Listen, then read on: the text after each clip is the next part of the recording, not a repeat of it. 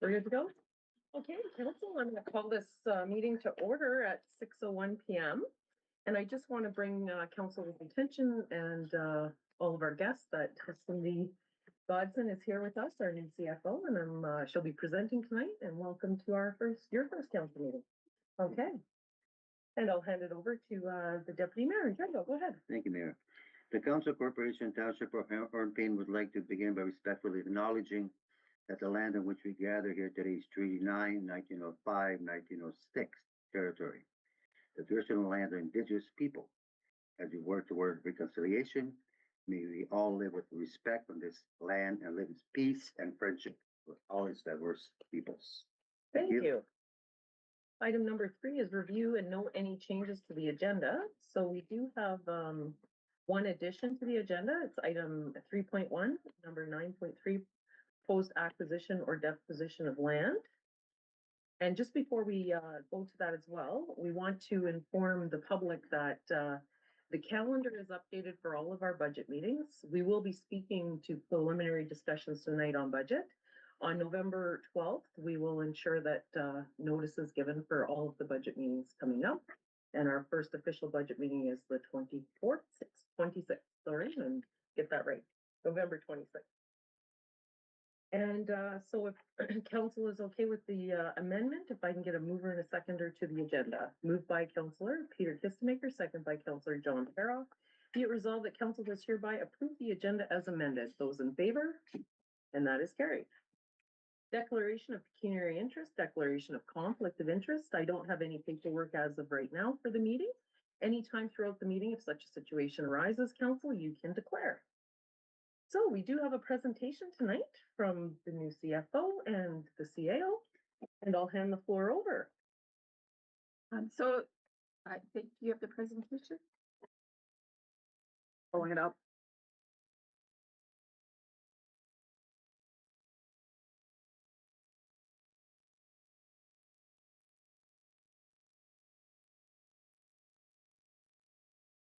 Can speak to it as we're starting. So at the last meeting, we had introduced the reserve and reserve fund policy, and that's under review with council until November 12th.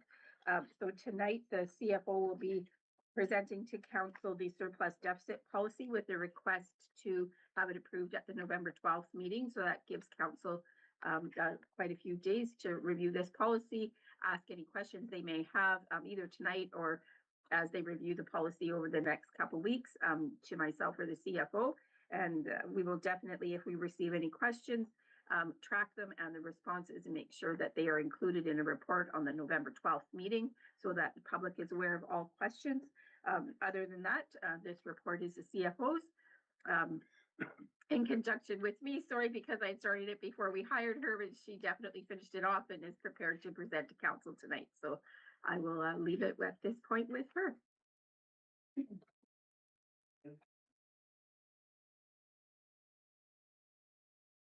Yes. You can go ahead. Sorry. I wasn't sure if you were going to. Yes, I realize you probably want to see them. No.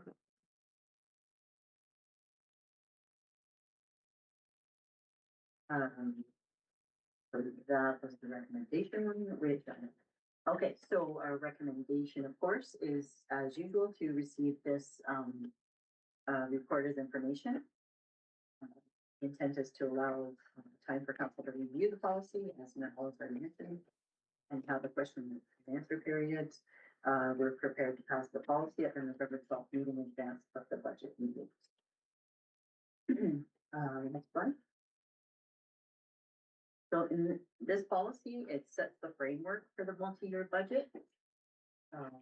Has the goal of preventing larger fluctuations in the tax levy and water sewer rates, and is governed by the Municipal Act, the Public Sector Accounting Standards, and OREG 58817 for capital assets, etc. There's a number of legislative context for this.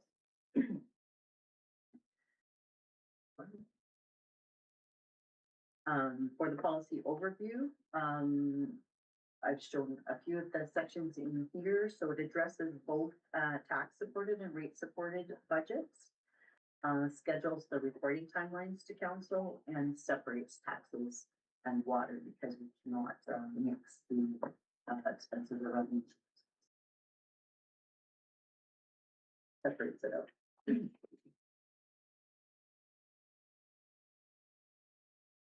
Our, reserve targets, you would have, seen some of this already in the reserve and reserve fund policy. The surplus deficit policy is directly aligned with the reserve and reserve fund policy. Specifically for reserves such as the levy stabilization reserve, which would be for tax supported, excuse me, and the water rate stabilization. These would be used to help minimize financial impact. Excuse me. You can see here we've got a minimum of 5% of the net operating expenditures in both areas, both the tax and the water rates. Maximum we recommending at 10%, and to restore if it's below the minimum. So we will review the rates on the reserves annually, if not more often, and look to meet these targets for those specific reserves. When it comes to the capital reserves, we've got the capital reserve fund for tax supported and the water capital reserve fund for the water rates.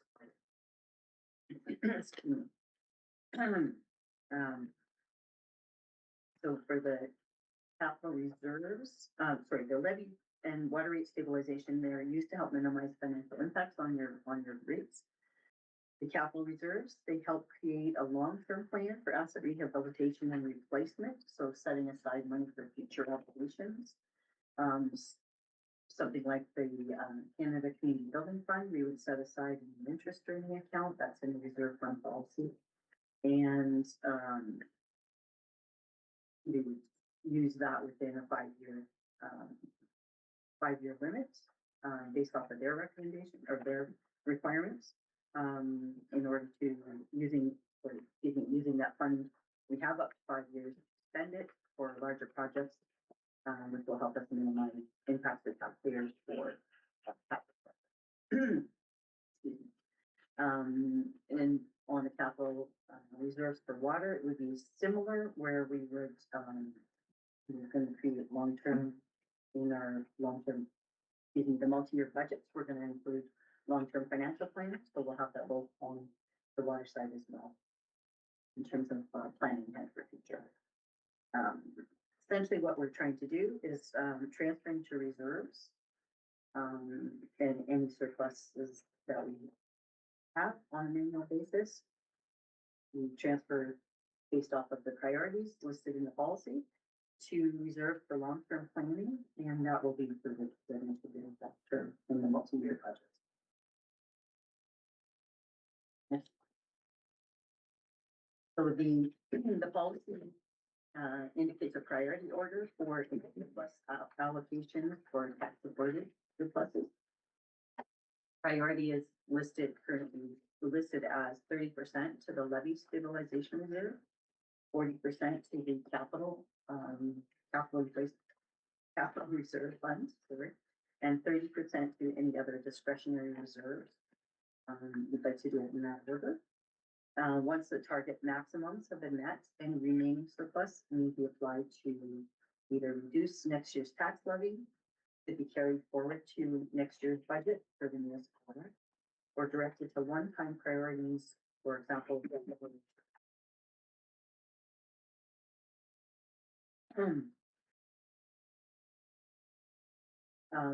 for deficit funding for tax supported. Deficits must be addressed, and we want to utilize available reserves to help avoid effects to next year's levy where possible.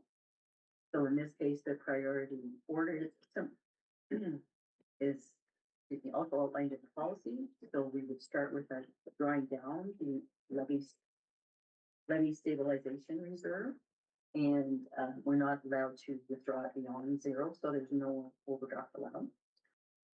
We would then look at any discretionary reserves, what might be available that can be reallocated and draw from the capital reserve fund if there is no deficit.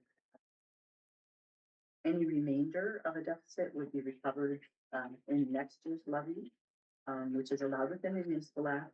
And I would confer with the excuse me, senior management team to identify any in-year savings that we could utilize to take care of that, or service level adjustments, which would also help with potentially taking care of the deficit, because we do have to address it.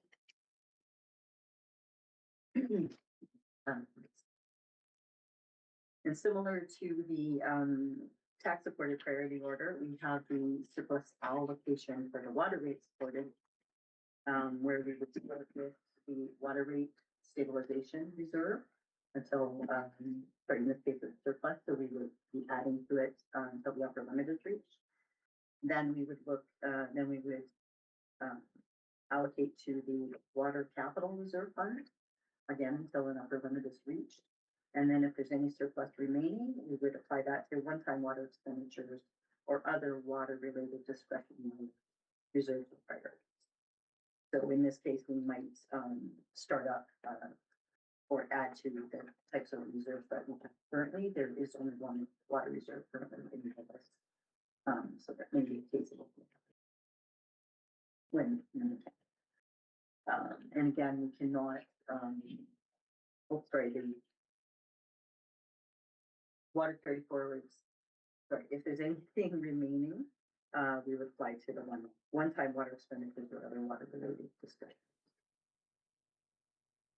And again, we cannot use any water surplus for tax support operations, so there's no cross in between.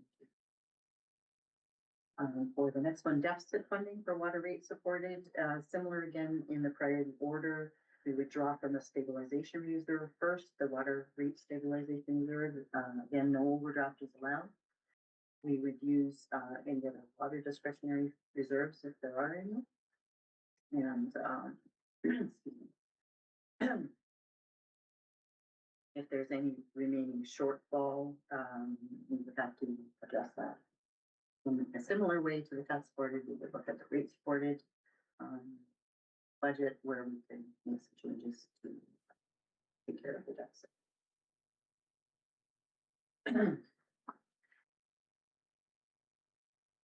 Okay, so when we talk about appropriate uses of stabilization reserves, this is a case where they can be used to mitigate emergency purchases. So, for example, equipment breakdowns. You're not typically expecting that, so it comes unexpected out of expenses where we have to replace something and find a way to fund that. That's not going to affect we're going to want to, there may be a situation where we want to take advantage of a time restricted or unexpected opportunity, which provides benefits and reduces future costs. For example, a manufacturer substantial time limited rebate on equipment approaching end of life. So if we're replacing something potentially planned for in the future, but we're looking at a manufacturer incentive to do it a little sooner, we may want to take advantage of that to save money for all. And a lot of equipment is nearing end of life, so if we can take advantage of those kinds of rebates or discounts, we should certainly look at it. Other things we can use it for, it's not considered a regular source of funding, but other things that can be looked at, such as the level of service provided versus the cost it provides. So, excuse me, if we're looking at our budgets and we're comparing budgets to actual, and we see some large discrepancies, then there's some potential for in the case of a larger expense, using the reserve to mitigate that, or looking at if we're over budgeting or under budgeting for certain expenses. Again, we're going to be looking at that every year to ensure that our budgets reflect what's happening to the best that we can.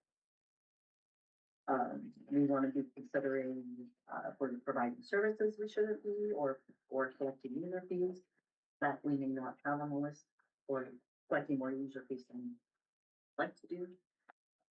Yeah, we're gonna look at both sides of it, whether the revenues are higher or the expenses are higher or lower. We're gonna look at all the options there. Other possibility would be looking for new revenue streams. For example, amending, certificate of, well, that certificate of approval at the landfill, sorry, we can't back in here, at the landfill to be able to accept contaminated soil rather than sending it to other towns. That could be a increasing the revenue.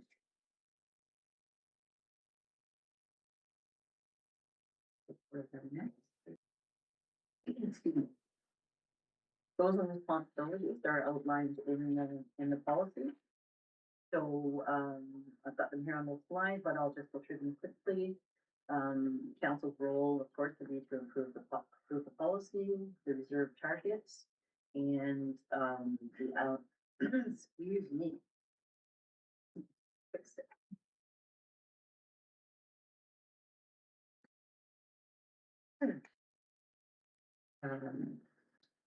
Where was it, with council, will also approve the annual allocation. The CAO ensures adherence to the policy, collaborates with the CFO himself and the senior management team. The CFO myself will administer the policy, monitor the target levels of reserves, prepare the post-audit reports, implement council approved transfers, once those are approved, and bring forward any reserve bylaws or new. Senior management team manages their budgets ongoing, in a corporate manner to,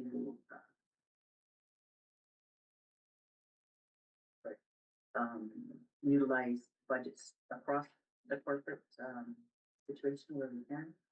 Identify the risks and mitigations of those risks.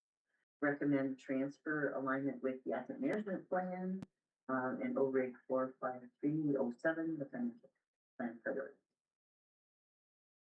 The external auditors will audit the year-end results and support the transparency for the organization.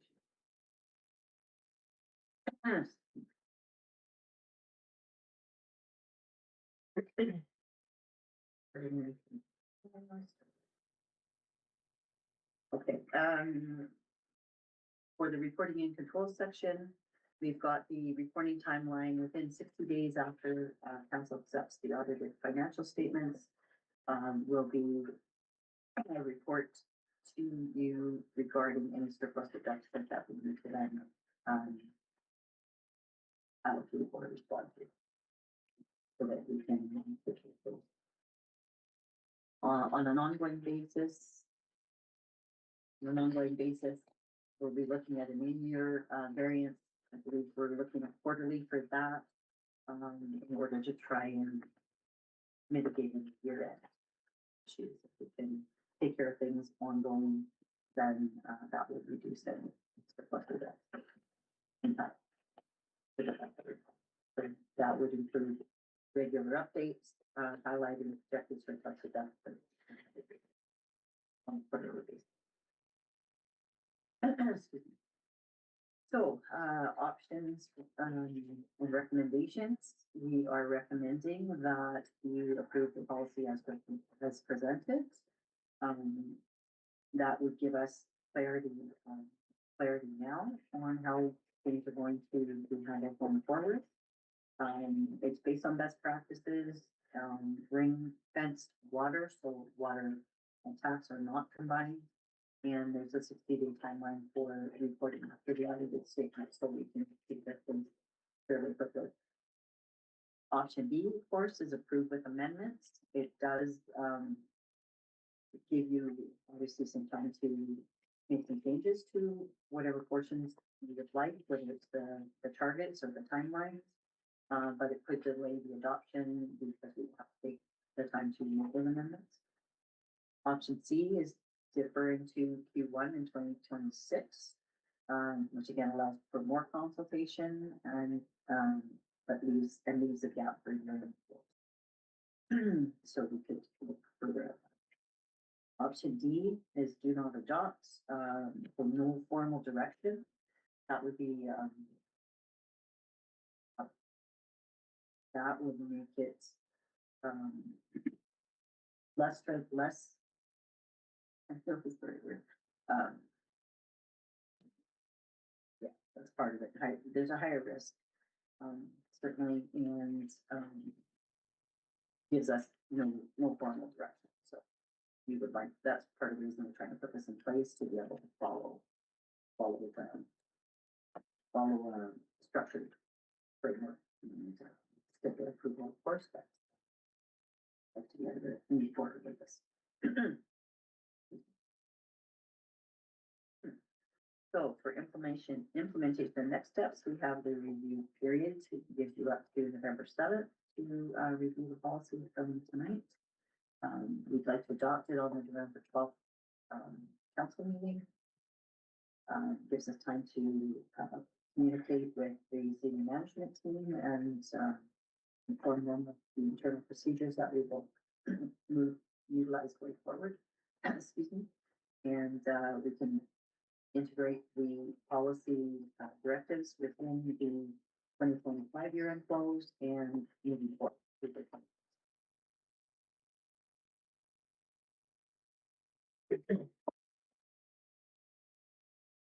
Okay, thank you for the presentation, Cindy, and I open up the floor for questions from council.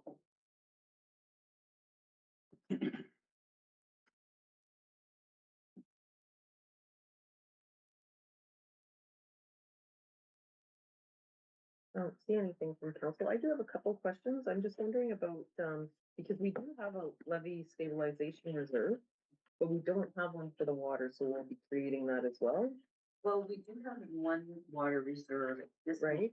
called water stabilization. Just says water.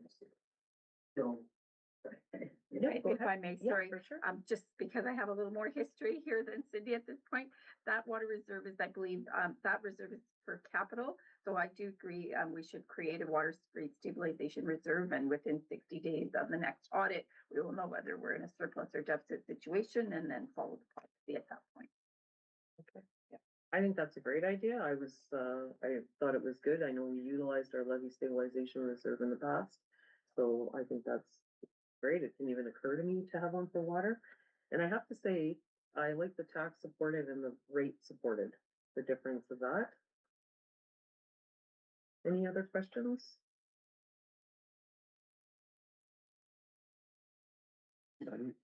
None for me, not at this time anyways. Okay, File some for the next meeting, next meeting, okay. Yeah. and till I analyze that. Okay, well, I think the review period will be for till November 7th, so you'll send in your questions. 100%. Okay, great. Yes, go ahead, Jen. I'm realizing that I forgot to add a motion to receive this. As information? Yes, Okay, so I can read them out if you want to get them. yeah, for sure. When it's all done. Yeah, for sure. Thank you for that, Jen. Any further questions? Okay, and council's aware you have till November 7th to get your questions in about the report. Then we'll bring back a report with those questions, and then we'll look to adopt this on the 12th. Okay, so thank you so much, Cindy, for that. And we should have a motion to accept acknowledgement receipt of the presentation and the report. If I can get a mover and a seconder for that. Moved by Councillor Dreyos, second by Councillor Peter Kistemaker. Go ahead, Jeff. Be it resolved, council receives the surplus deficit policy report and presentation as provided by Cindy Godson, CFO, and Manuela Batovanja, CAO. Okay, those in favor? And that is carried. Okay, I look forward to seeing the final result and implementation.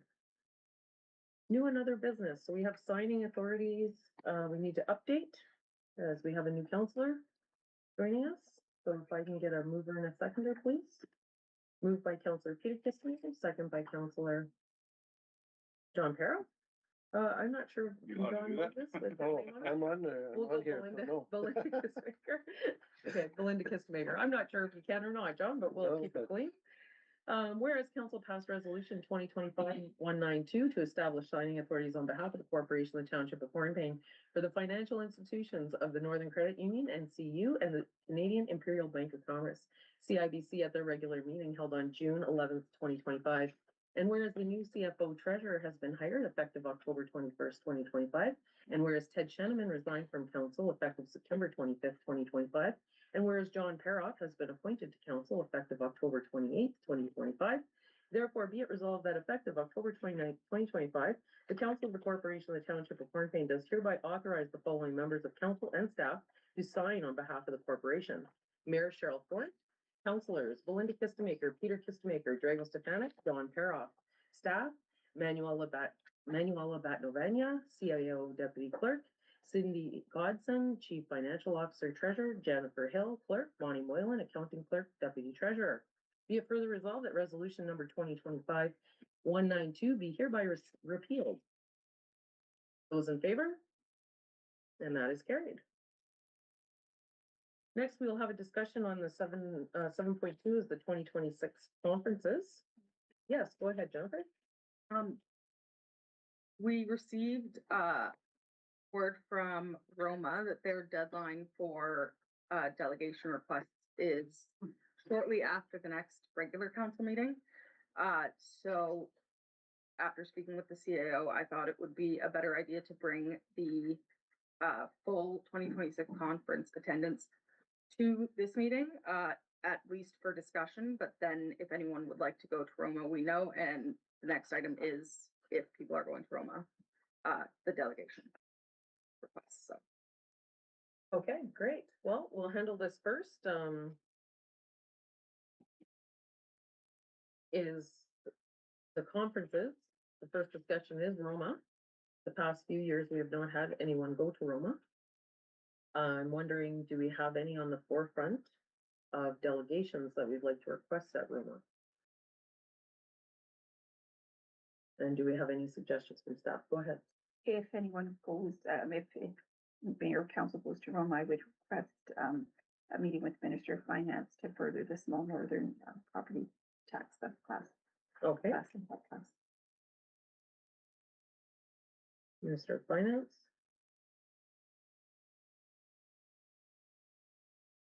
I know that we had a delegation the last time we were at Roma. We did the delegation with Minister Rickford on the mall. Do we want to do a follow-up with that and get that process underway? Good idea. Okay. And I believe it's Minister George Perry now.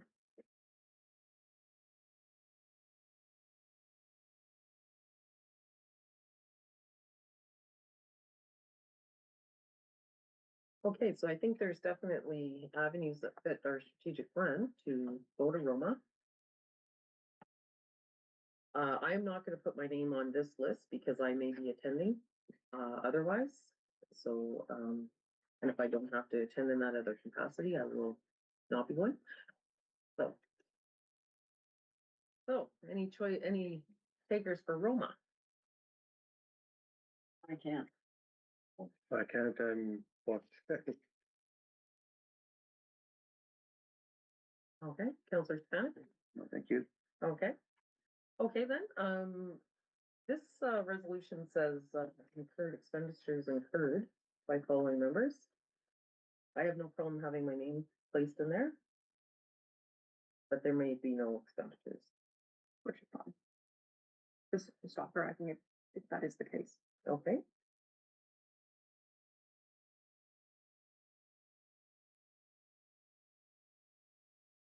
Does council want to proceed with the rest of the conferences tonight or defer till the 12th?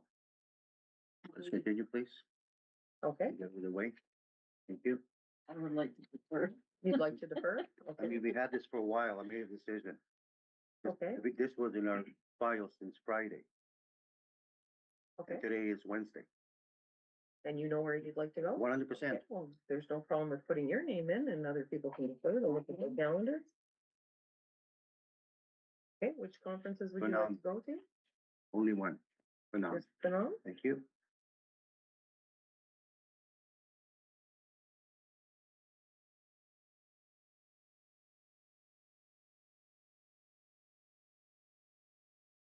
Okay, and if we do defer, I can get clarification by the 12th of my expenditure for Roma. And then we'll submit only those two delegations, like if I'm going, we can knock on a bunch of doors if we want. Is there anything else we need to discuss? Or give staff time to bring something forward? The other thing that's coming to mind right now is, we may know more about the Municipal Service Corporation and look for support from the province on that, if we were to get any, good feedback from the feds. That might be one to look at as well. You need more time? Noma? That would be a good one for Noma or no? For no, I'm just talking about for Roma, if For we're gonna be Roma, doing sorry. delegations for Roma, Yes. because you have to have them in by the 18th, I believe, eh, Um, for Roma?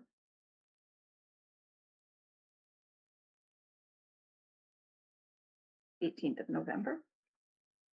Yes.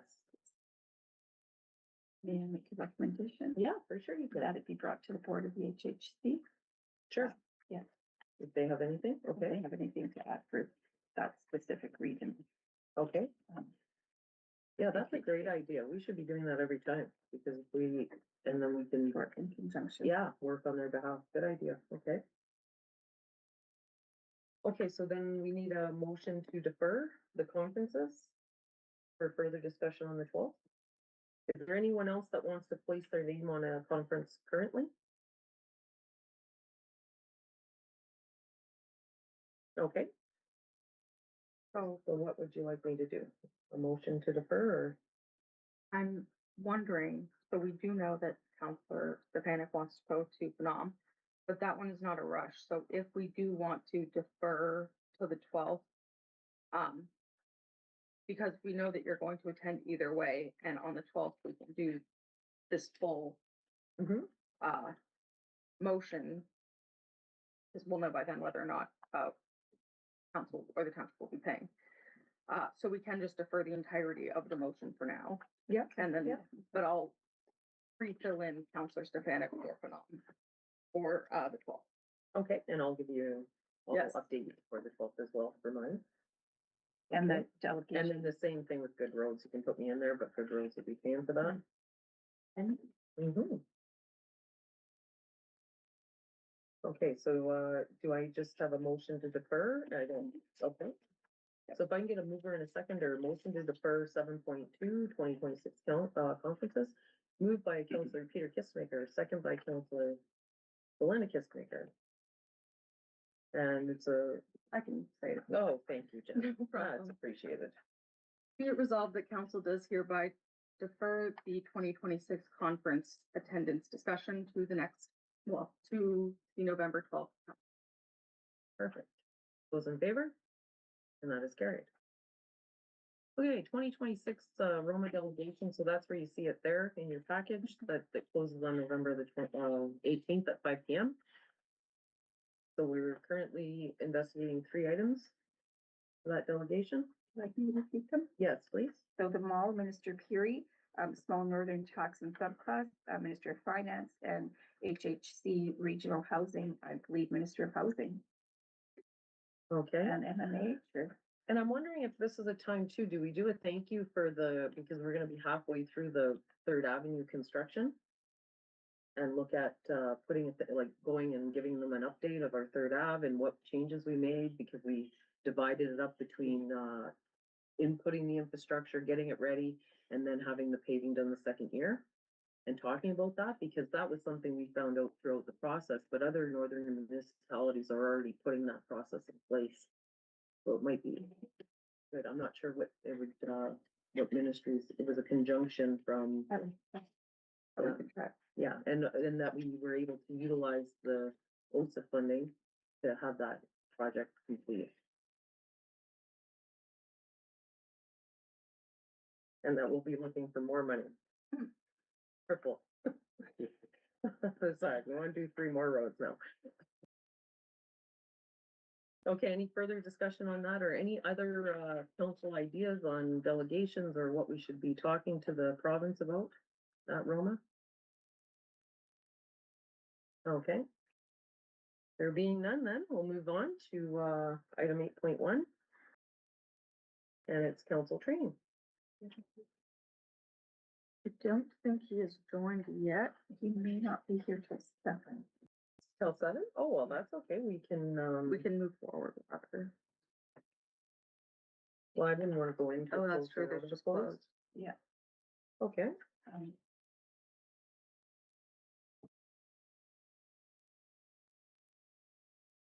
Do you have a phone number there, a phone number?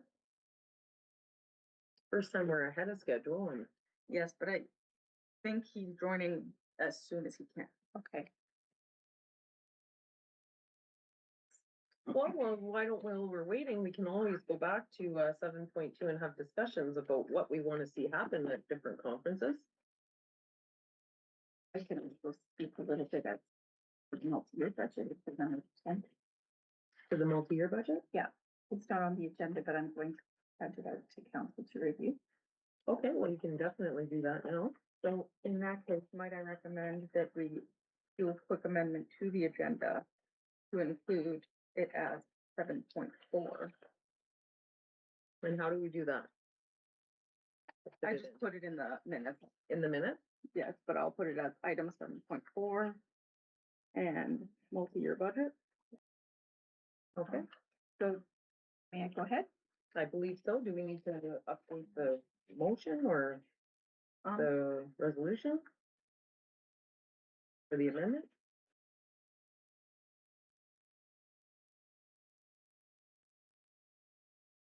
I would say we could have council do a motion to amend the agenda to add this item.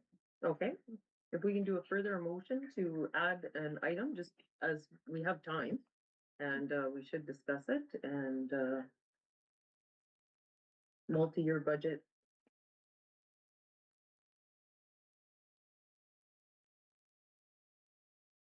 Is that the title of it? Okay. Policy? Thank you, Cindy. So we have started, well, I think it's almost finished the report, but we won't go. Oh, Okay, sorry. just give me one We're gonna have to second. do a motion Sorry. first, sorry. So moved by Belinda, second by Belinda Kissmaker, second by Peter Kissmaker, councilors. Sorry, I'm writing it one. Yeah, that's all right. I'm glad we had something to fill in the time.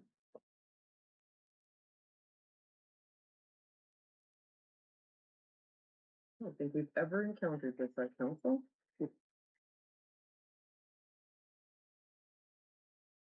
Present matter, personal matter to attend to, so it's all- Oh, really? Mhm. Okay.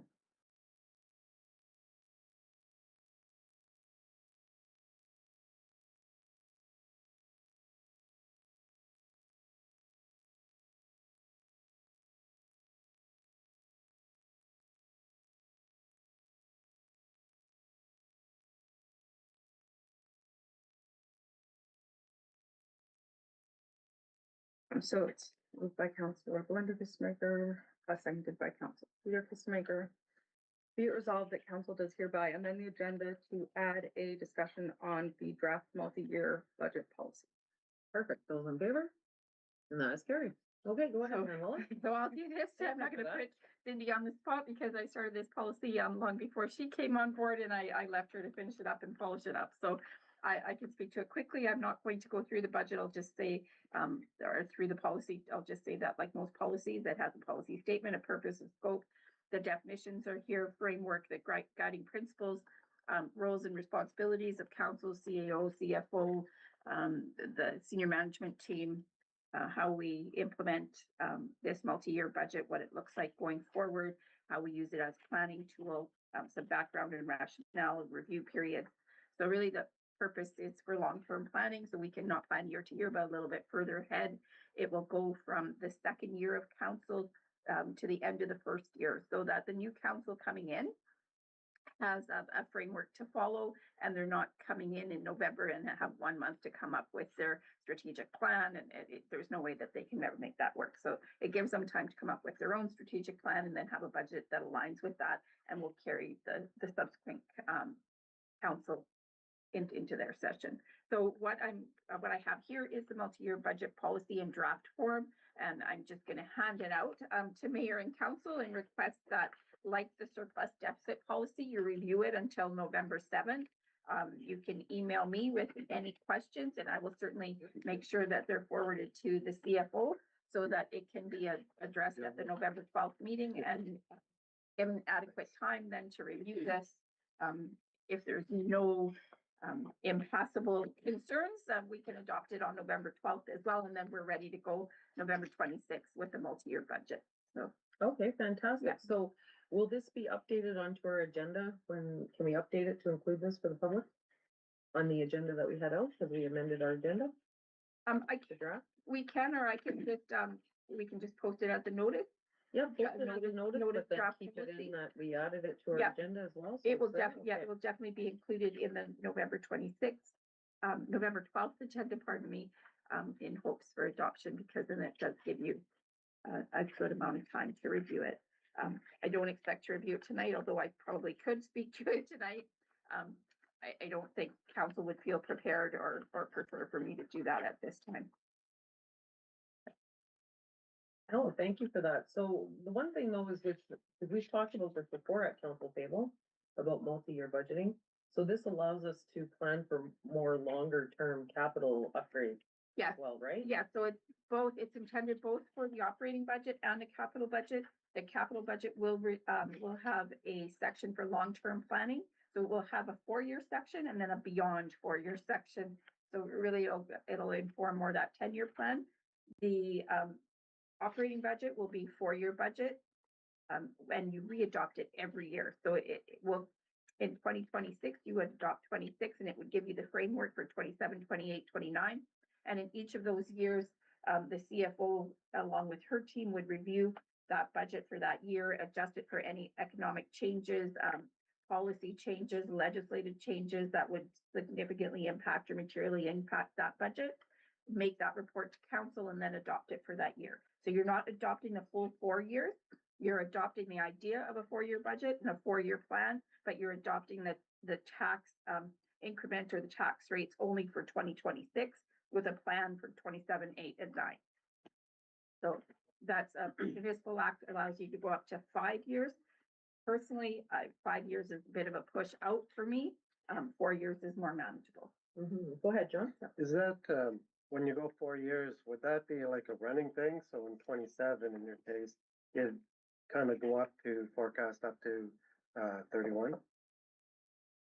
No, so it's a 4-year plan right now from actually it's going to be a 2-year plan from 26 to 27, because then in 2027, the new council will set the budget for 28, 9, 30 and 31.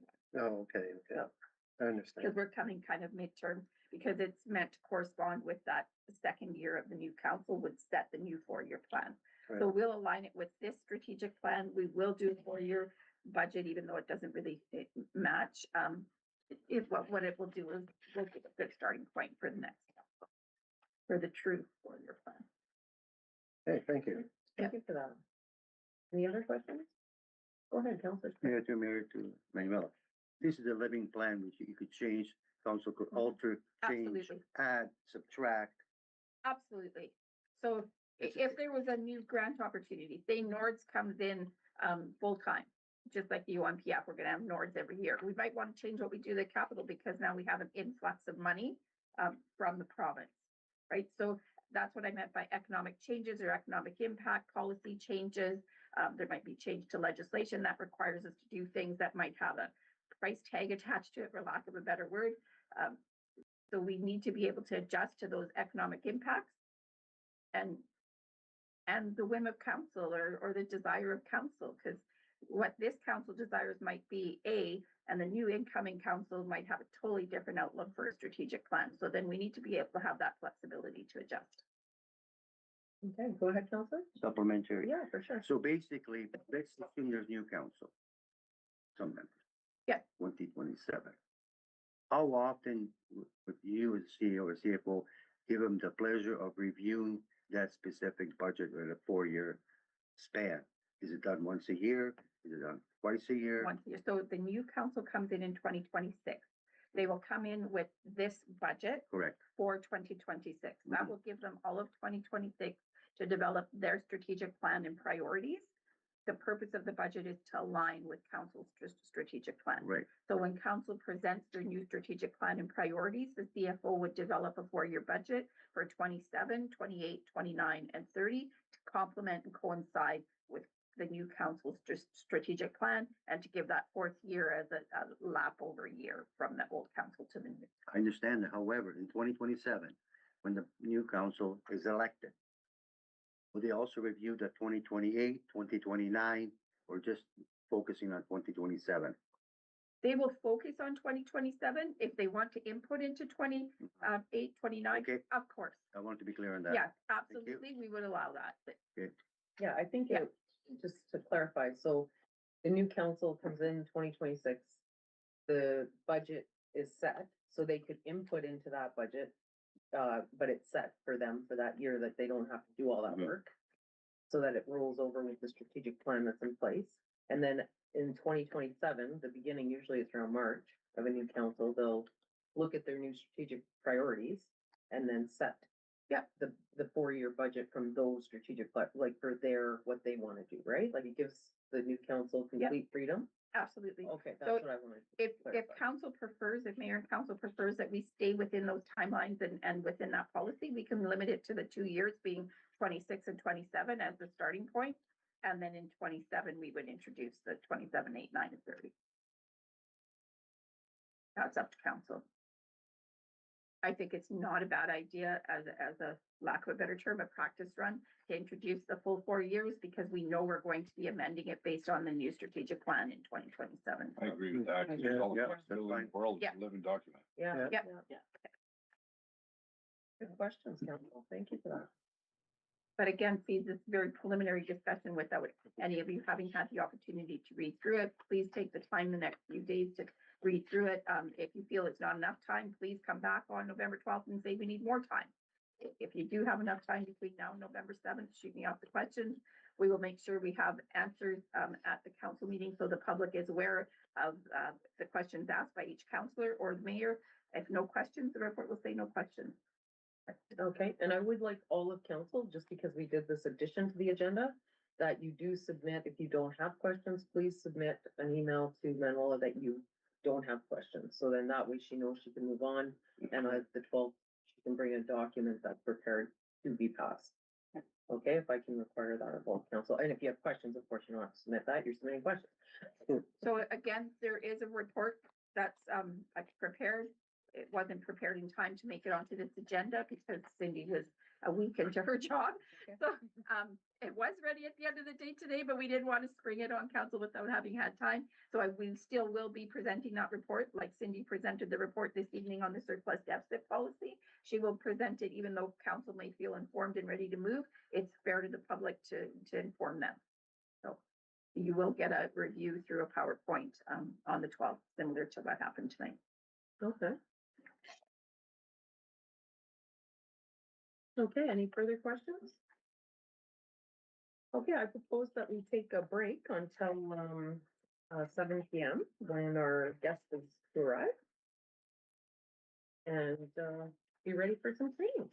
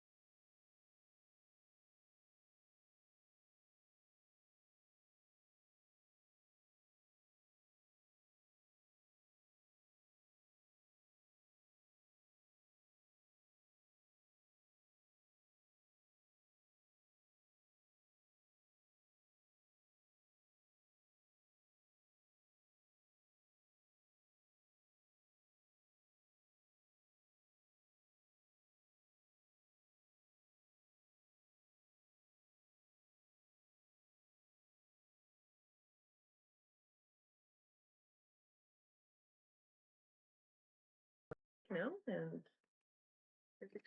okay, we're carrying on with the meeting. We're at item 8, council training, and we have a presentation this evening from the Ministry of Municipal Affairs and Housing. And Enrique Parco is with us. Thank you so much for preparing the training for us that we requested, and I'm glad to have you here virtually in Hornepayne, the geographic center of the province. Yes. Thank you, Your Worship.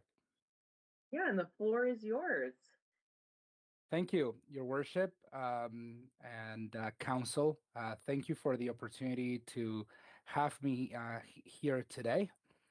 My name is Enrique Paraco, as you already know, and I am the Municipal Advisor at the Municipal Service Office with the Ministry of Municipal Affairs and Housing. And I cover the Algoma district. I've been covering the district for almost 2 years.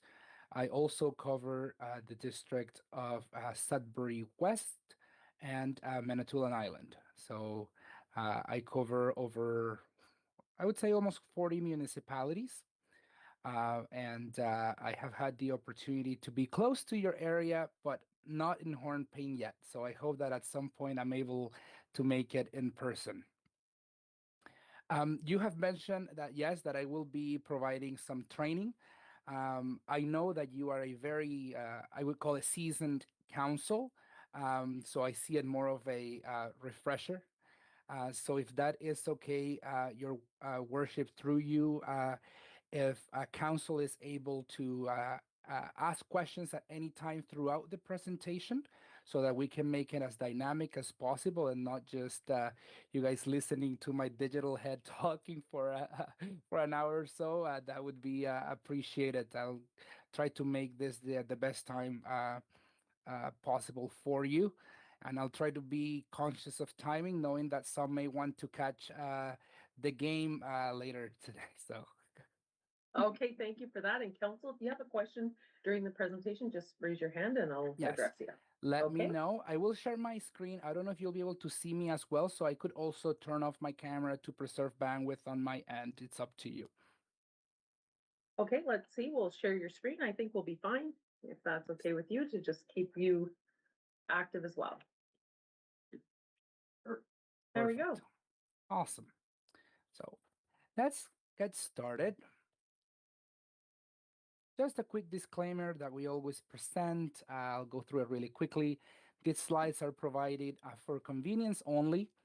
The slides should not be relied on for legal or official purposes and are not meant to replace provincial legislation, as local funds can be circumstantial and they may vary. For more information, you can go to the link below.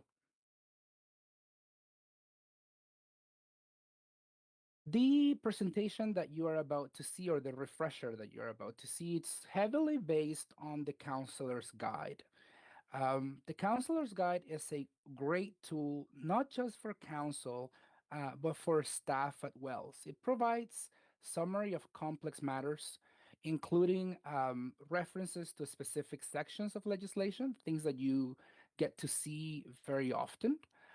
It refers to or reflects laws and practices that are subject to change. But however, it is not a substitute for legal or professional advice from, for example, from staff and your solicitor.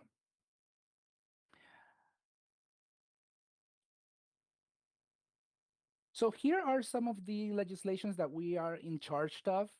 50 different statutes, including the Municipal Act, the Planning Act, Housing Servicing Act, the Building Code, the Elections Act, and the Municipal Conflict of Interest Act. We take care in our office located in Sudbury of 110 single-tier municipalities.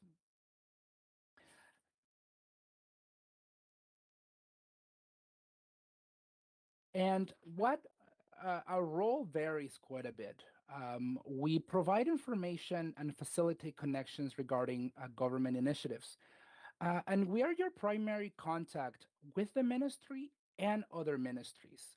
If there is a legislation or a matter that comes through your desk and you don't know who to reach out within the Ontario government, you typically reach out to us first for guidance. So we are there to support you in that manner. And we identified and disseminate best practices and that's why I showed the 110 municipalities.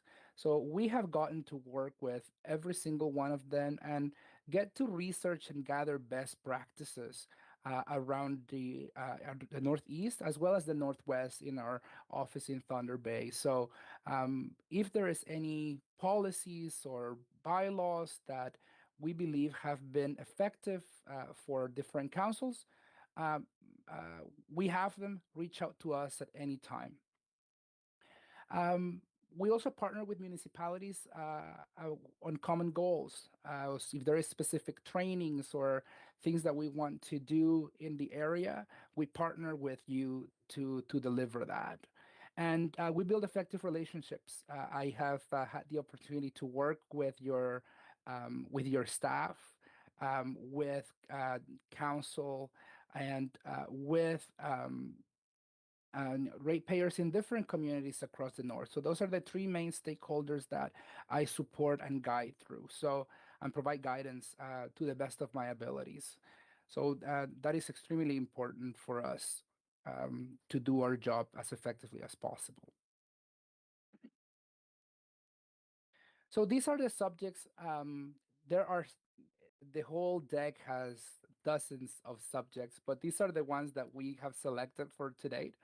As I believe that it's kind of what you're looking for at this time. If there is anything else that you feel that I may have missed after this presentation, please let me know. I'm always open to setting up individual meetings or calls with counselors, head of counselor staff to go through different subjects. So the first thing that I will be going through is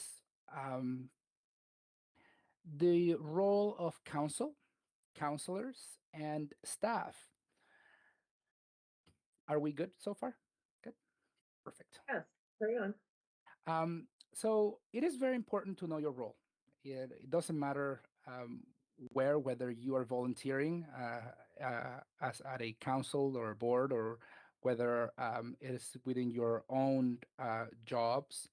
However, it is also very important to know how your roles interact with each other. That's what I have always said to the councils that I have had the opportunity to meet.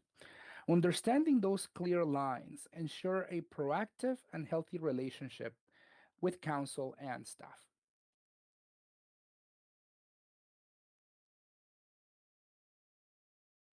Oh, this is the biggest, just so you know, this is the biggest section of the training, and it it is intended as such because this is where we get the majority of calls from across the north. It's on matters regarding council and staff and the roles and ensuring that that a council may not be crossing a line or that staff is not actually doing the same as well. So it is very complex, and we try to provide guidance to the best of our abilities on this. So when it comes to council, council represents the public and is there to consider the well-being and interest of the municipality. Sounds easy, right? But it's extremely complex. And we'll be going through that in more detail. The councillor plays several roles, including a representative, a policy making, and a stewardship role in the municipality. We'll be going through each role, but I'll be focusing the most on the representative role. The head of council, as the chief executive officer of the municipality, provides leadership to council in many forms. And then we have the CAO and staff, which get to implement your decisions. And of course, establish other administrative practices in order to carry the business of the municipality forward.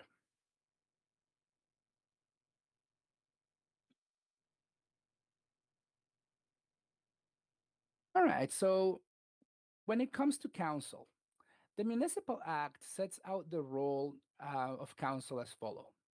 You get to represent the public and consider the well-being and interest of the municipality. You develop and evaluate the policies and programs of the municipality through different service level standards, for example. You determine which services the municipality will provide or may stop providing. You ensure that both administrative and controllership policies, practices, and procedures are in place to implement the decisions of councils. So what policies are there to ensure that administrative staff is following through with what you've decided around the table? You ensure that the accountability and transparency of the operations of the municipality, including the activities of senior management of the municipality, as well as maintaining the financial integrity of the municipality, making tough decisions, for example, in regards to budgeting and taxation, and carry out the duties of council under the Municipal Act and many other acts, as you are aware. I have a In question other- before we move on from this Yes. slide, Henri, please. Ensure the accountability and transparency of the operations of the municipality, including the activities of senior management of the municipality. Do you Yes. have an example of a best practice of how that's done for council? Yes, so the first thing is that Section 270 of the Municipal Act requires municipalities to have an accountability and transparency policy. So when we're looking at how senior management is operating, we're looking, for example, at how the type of one thing that comes to my mind, for example, is the type of reporting that staff is providing to council to showcase the reasons, for example, why they haven't been able to complete a task, or if a task was completed, to what extent was it completed? Were they able to achieve everything that you were looking for? Reporting, for example, it's a huge tool for accountability and transparency, because those reports get to be there to be done in your agenda package that typically is distributed with the public as well. So that's one of the ways that you ensure that you keep senior staff and administration accountable for the decisions or the actions that you have requested them to do. That is one example. Does that answer part of your question, Mayor Fort? Yes, definitely it does. Thank you. Okay, no problem. There are other examples out there, and we'll be going through some of them as well. Another one that comes to mind is the delegation of power of delegation of powers, right? So you have a policy in which you delegate, for example, to the CAO, to the treasurer, or to the clerk to perform certain roles and certain actions, right? So that is another way of showcasing how you are going to keep staff accountable, and at the same time showcase to the public how it's being done. Same with your procurement policies, for example, ensuring that if there is a purchase that requires your approval, that it's being done in an appropriate manner. Just a couple of more examples out there, if that's okay. Thank you. No problem. And thank you for asking questions. They're very encouraged. And of course, again, talking about maintaining the financial integrity of the municipality and carry out the duties of council under the act and other acts, whether federally or provincial. Okay. So the head of council, that is your worship. The Municipal Act sets out the role of the head of council as follow: provide leadership to council, preside over council meetings so that its business can be carried out effectively and efficiently. So typically the head of council would know the procedure by law inside and out. And it would provide information and recommendations to council with respect to the role of council, provide further guidance when they require so. And especially if it's matters regarding the procedure bylaw and things like that, or when they can propose things and to an agenda, etc. And represent the municipality at official functions, whether provincial, nationally, or internationally, and carry out duties of the head of council under the Municipal Act and any other act, and act as the chief executive officer. And this is where I stop to explain a little bit. I can get a little confusing because what I've noticed is a lot of council members that are in the private sector. And the chief executive officer there is very different than what the act says. So when it comes to the chief executive officer, Section 226 of the act explains that the head of council has certain responsibilities under that title, including upholding and promoting the purpose of the municipality, promoting public involvement in the municipal activities, acting as the representative of the municipality, both within and outside the municipality, and promote the municipality locally, nationally, internationally. So economic development representation, for example, and participating in and fostering activities that enhance economic, social, and environmental well-being of the municipality and its residents. It does not, because the chief executive officer in the private sector could be considered as performing administrative duties. That's not under the act, so is not performing administrative duties. Decisions are still made by council as a whole, as you currently do, and the head of council can't make decisions without the approval of their colleagues, right? So basically, there are some special designations or responsibilities under the act. Okay.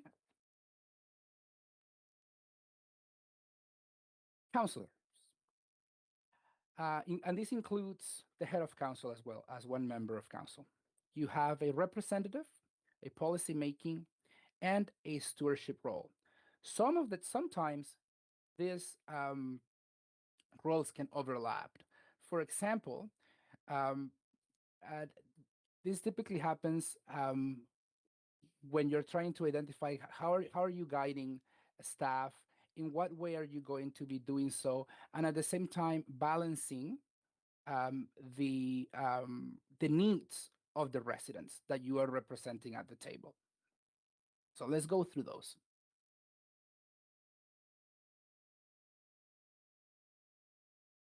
So your representative role. This is the role that I see candidates see themselves in the most, because you are around your table because you want to help your community. You are there to represent their needs, their concerns, and their ideas. As a representative, you were elected by your constituents, again, to represent their views when dealing with issues that come before council. However, your constituents, as you know, have many views, many opinions, and you cannot represent all of them at the same time. In practice, there is no single correct approach to the representative roles, and in certain occasions, you may find yourself that you fall somewhere between two opposing views.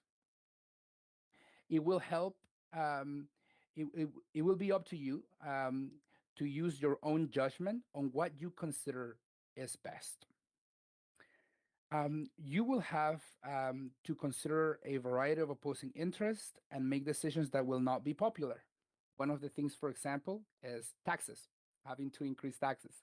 Nobody likes tax increases, but understanding recommendations of staff and understanding municipal numbers, you have to make tough choices. You have to think about what is best based on your knowledge and what staff has presented to you, as well as your community feedback. In situations like this, again, you will have to use your own judgment and decide best on the best interest of the municipality as a whole. As I said, most people got into this role into this job because they want to help their community and their neighbors. And at times, you want to expedite a solution. You may want to expedite a solution. I'm not saying that's the case with your municipality, to a problem by doing it yourself or asking staff to fix something. But always remember your role is to represent everyone, and that your actions not just represent yourself, but the whole municipality and your colleagues as well. As such, our recommendation is to familiarize yourself with any protocols and policies that your municipality has on how you're going to be handling complaints and citizen inquiries. Although you may want to find some way of helping, remember to consult municipal staff as they are more familiar with complaint processes. I think that one thing that what I say before I move on to this slide, I think everyone, especially in rural and northern communities, you have been stopped at the gas station or at the grocery store by by a ratepayer that is expressing legitimate concerns. For example, I always use when I use a ratepayer, I always talk about Mary. So uh, poor Mary, I always talk about that in my example. So Mary comes to you because there's potholes in her, a lot of potholes in her, in her street. And what I tell counselors is your role is not to fix the potholes. Your role is to ensure that there is protocols and procedures, um, and that you have made financial decisions to ensure that the appropriate services are being done to a specific street. And if you continue to get the same concerns, not just from Mary, but from other um, other ratepayers, how do you bring this back to council so that then you can make the determinations as of what to do? Okay.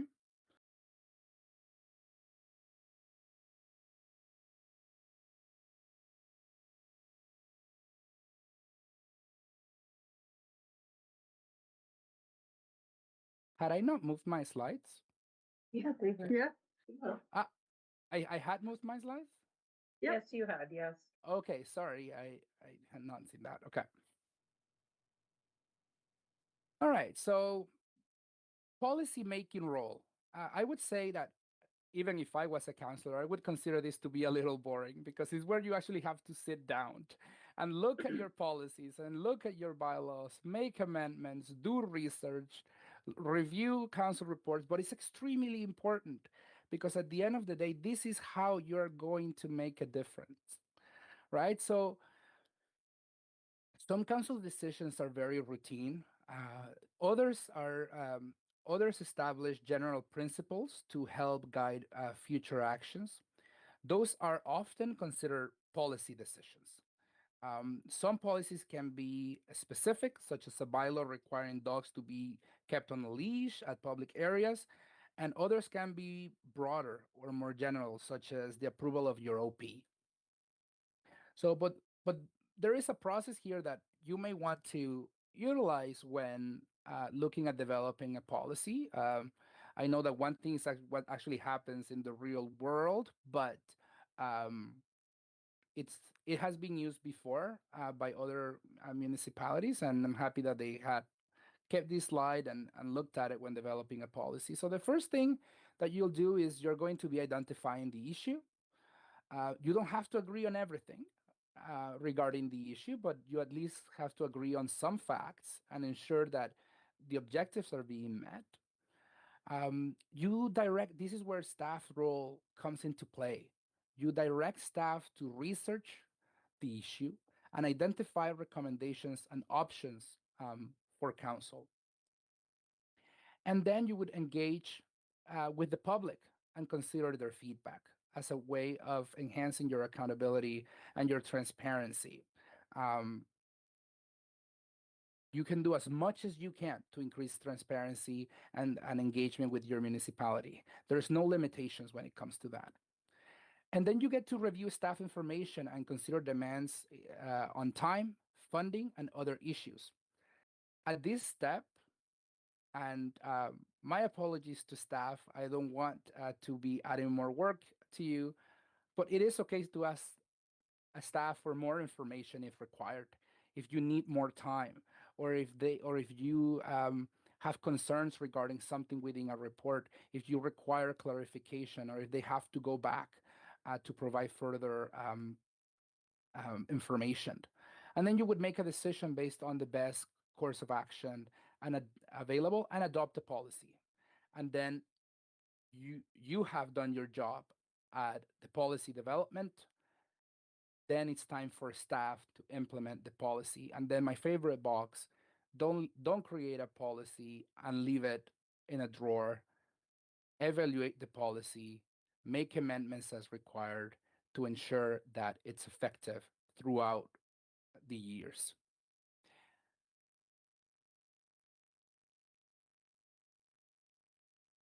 Okay, so the final role of a counselor is your stewardship role. So council objectives are to ensure the financial and administrative resources are being used effectively.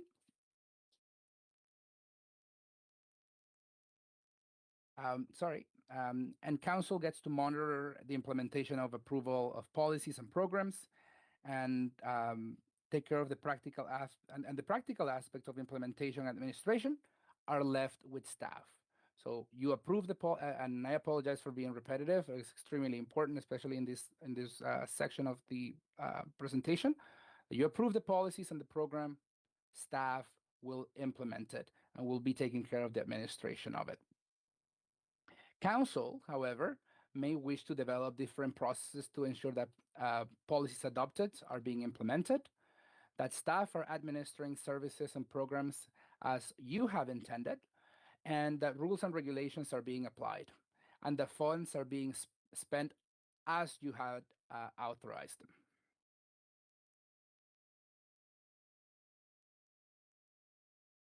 And council gets to monitor and measure the municipality's administrative effectiveness and efficiency. Again, that's part of your stewardship role. Working with staff, council can determine if policies are functioning well or if you need new changes. And when I mean working with staff, is not going in isolation to a junior staff member and working with them. What I mean, like working with staff at the table with your leadership, so that then they can go back to the to junior staff for more information and for more clarity. And I'll go through that in the role of the CAO, and I'll explain why that's so important then. So to do this, council, you may wish to define corporate objectives, establish clear administrative practices, provide specific guidelines and directions to staff, always ensuring that, again, that they're very specific and clear in order to avoid misunderstandings, and delegate appropriate responsibilities. Again, you do have a delegation bylaw that this may help you to streamline decision-making. Establish personal management policies, ensure that policies with respect to most operations are in place, and develop communication protocols. This one is a very trendy one, especially with social media right now. Some municipalities have developed protocols on that, and you may consider establishing a protocol for working with other local governments and indigenous communities that share common interest and that you may have some agreements with.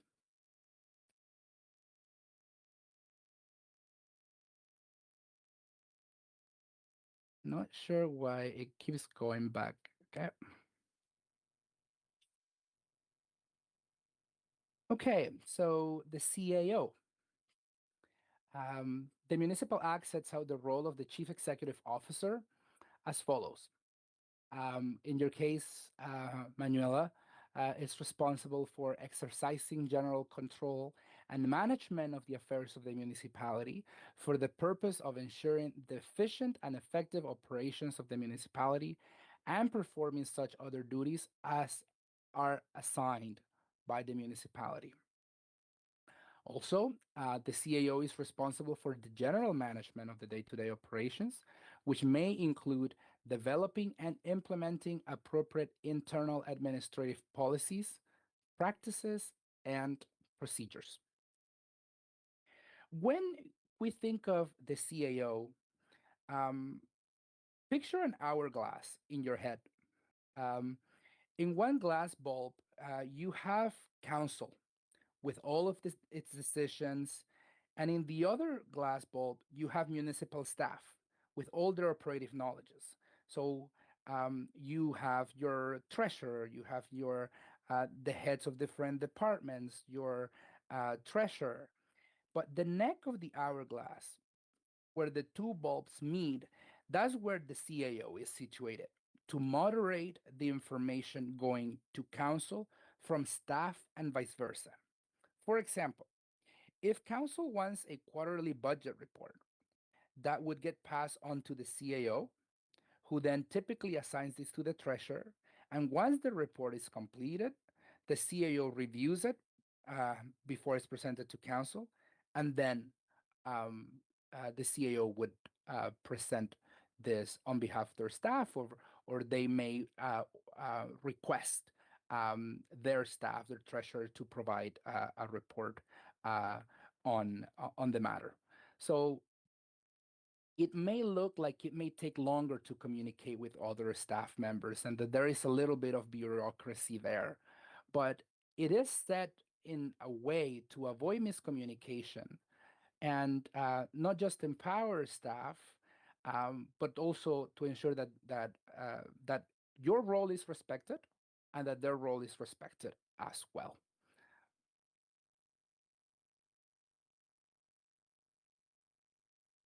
Oh my goodness, what's happening here?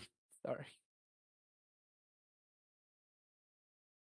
There's other officers that I will go through quickly. You're very aware. Extremely important statutory obligations are given to the clerk, the treasurer, the chief building official, and the fire chief. Okay, what's happening? Okay.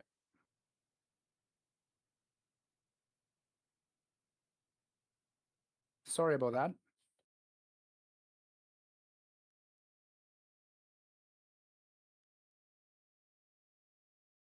Computer doesn't want to help me today. That's okay. We'll figure it out. All municipalities should recognize the importance of council-staff relations. I always have, when I started this role, I always heard that municipalities are as strong as their council, and I agree with that. A very strong and devoted council helps to have a very strong municipality. But I would add that a strong relationship between council and its staff also strengthens a municipality.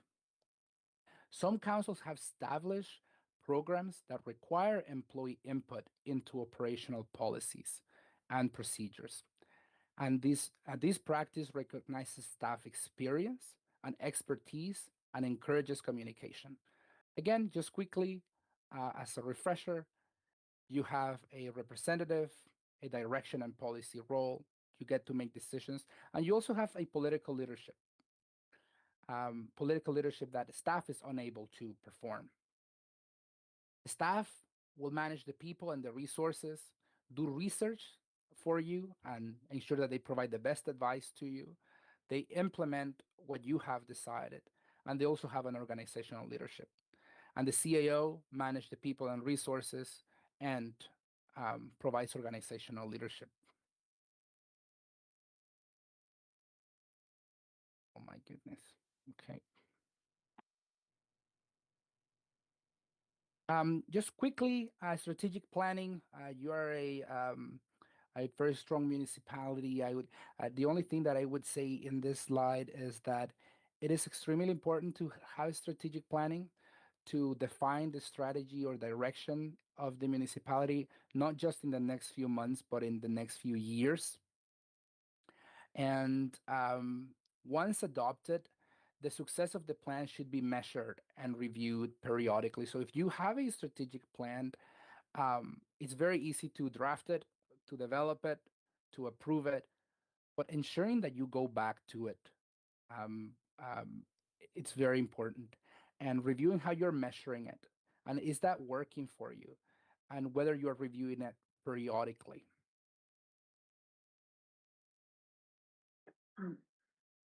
Yes, Okay, go so ahead, it Joe. seems. Oh, sorry. Enrique, just a second. We have a question. It's not actually a question. I think I figured out why it keeps bringing you back to the same page. I think you accidentally clicked on where the words are, and so it's going by letter. If you click on the background, it'll go by page. Okay, thank you. No worries. I've done that. So. Okay, thank you so much. Here to help. Okay. Succession planning. I know that you have some new staff at this moment, but there is any organization, not just the municipality, experiences staff turnover. Sometimes council have blue sky thinking, and they want the best for the municipality and have these great ideas and these great projects that what they want to implement. But if they don't have strong staff, or if they are not going to have a staff member there in the next 5 or 10 years, that may not occur. So ensuring that there is strong succession planning, it's very important that junior staff, for example, is mentored to take on those roles and those responsibilities in the future. It's extremely important as well to take into consideration. All right, so accountability and transparency. Again, that was the heaviest section of them all. And I will be going through accountability and transparency because it is directly linked to some things that may be in your code of conduct.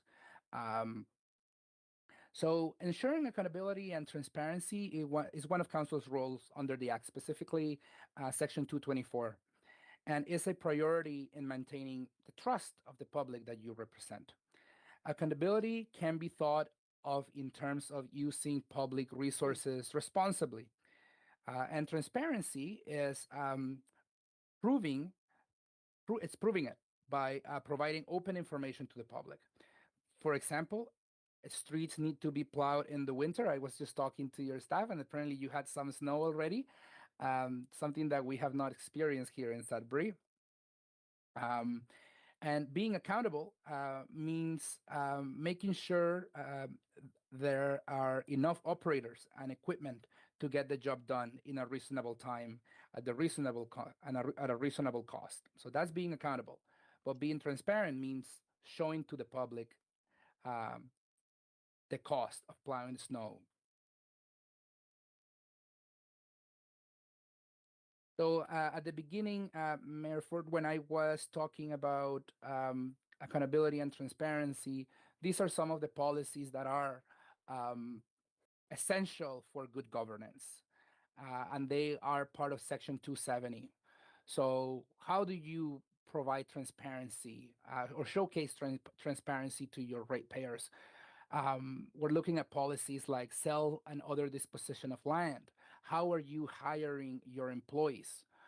The relationship between council and municipal officers, the procurement of goods and services, the circumstances in which you will provide notice to the public, accountability and transparency being one of them as well.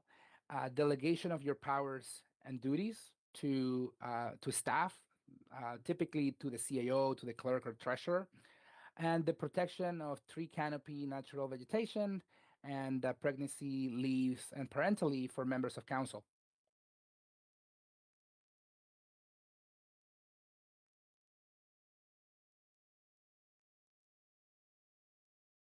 Code of conduct and ethical rules. So municipalities are required to adopt a code of conduct for members of council and certain local boards.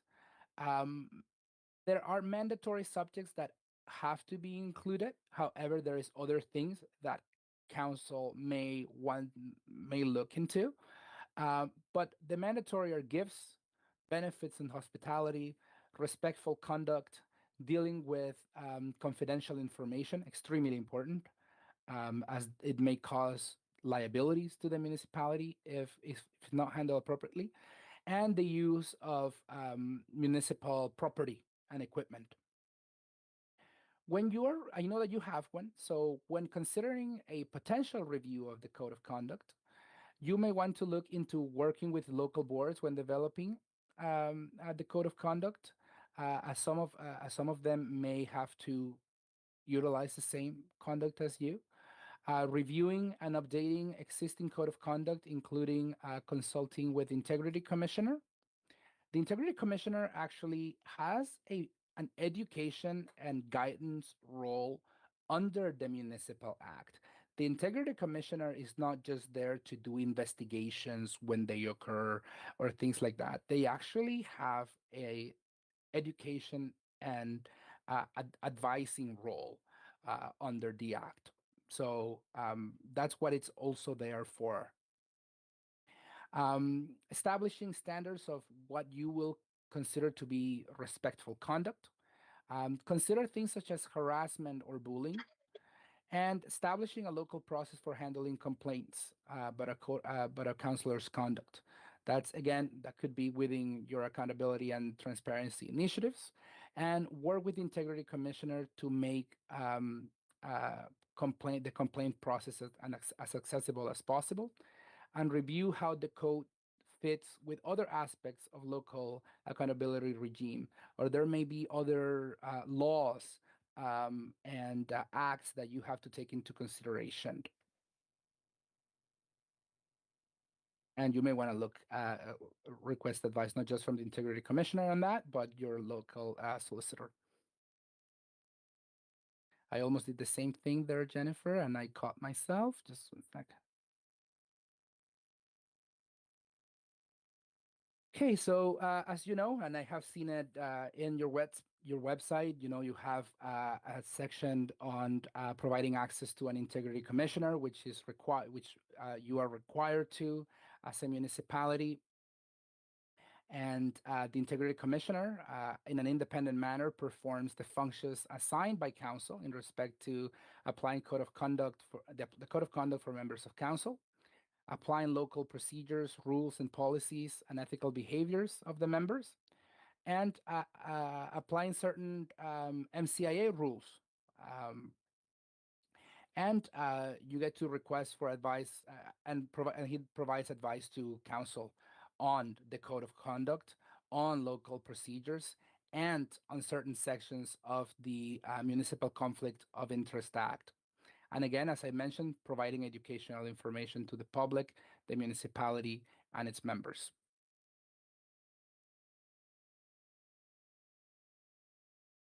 The accountability, this slide, I kept it because typically a lot of this comes into play for larger municipalities. But there are other accountability officers. A municipal ombudsman. I'm not sure of any municipalities in Northern Ontario that has their own municipal ombudsman, or their own auditor general, or lobbyist, registry, and registrar. And typically, the closed meeting investigator is, if you have not appointed one, the default is the Ontario ombudsman. So when it comes to the municipal conflict of interest, this act sets out some of the ethical rules for council and its local boards. These rules apply with some exceptions to council if they have a pecuniary, a financial interest. And the important things to know about this is not just a gain, it's also a loss in a matter that is before a council at a meeting. So the legislation requires a member with a kind of interest, again, with some exceptions, to disclose the interest, to not take part in a discussion or voting in respect to that matter, and not attempt to influence the voting, so not influencing their colleagues, and immediately leaving the meeting if the meeting is closed to the public. The Integrity Commissioner can provide council members with advice on conflict of interest. However, the member is ultimately responsible to determine whether they have a pecuniary interest.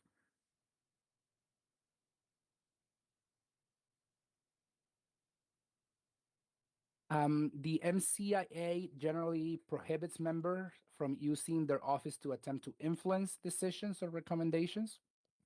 It requires a member to disclose again the pecuniary interest at a meeting, and to file a written statement of their interest, as typically done by the clerk. And it requires municipalities and local boards to establish and maintain a registry of statement and declaration. Again, that registry is taken care of by the clerk. And it includes a broad range of penalties, such as reprimand, suspension of pay, restitution or removal from office, and disqualification from being a member. And the important thing to note here is that the courts are the one that decide whether a contravention of the act has taken place. So if an integrity commissioner decides not to apply to a judge, the person who made the complaint may still do so. So if they have made a complaint to the integrity commissioner made an investigation, they've decided that they're not going to go to the court. The integrity commissioner believes that this is not going to the courts to see whether the MCI was broken. Nothing stops this person from going through to the courts.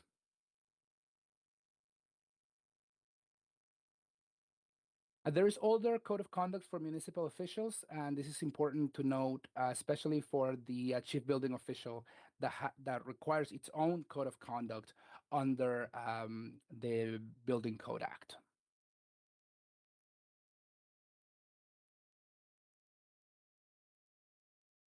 Excuse me. Everybody's very aware of the Ontario Ombudsman and the role in respect to municipalities. The Ombudsman may investigate municipalities on complaints or their own initiatives. It cannot compel the municipalities to take action, but it may make recommendations to council and the municipality as part of their report. A lot of councils may see a recommendation from the Ontario Ombudsman as a negative thing, but some municipalities actually welcome recommendations from the Ontario Ombudsman in order to enhance their accountability and transparency. The municipality determines whether and how to address any recommendations from the Ombudsman. And the Ontario Ombudsman will not replace your local established complaint mechanisms or act as the integrity commissioner for the municipalities. And this is very important because sometimes when a ratepayer calls the Ontario Ombudsman right away, the first thing that the Ontario Ombudsman will actually ask the ratepayer is, have you exhausted your local resources? Do you make a complaint to the municipality? And if they say, no, I have not made a complaint to the municipality, they will send that person probably back to the municipality.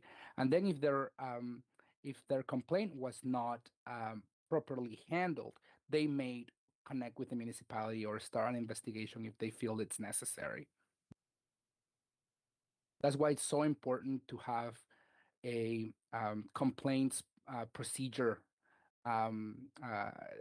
your complaint procedures and policies very accessible to ratepayers. Privacy and confidentiality.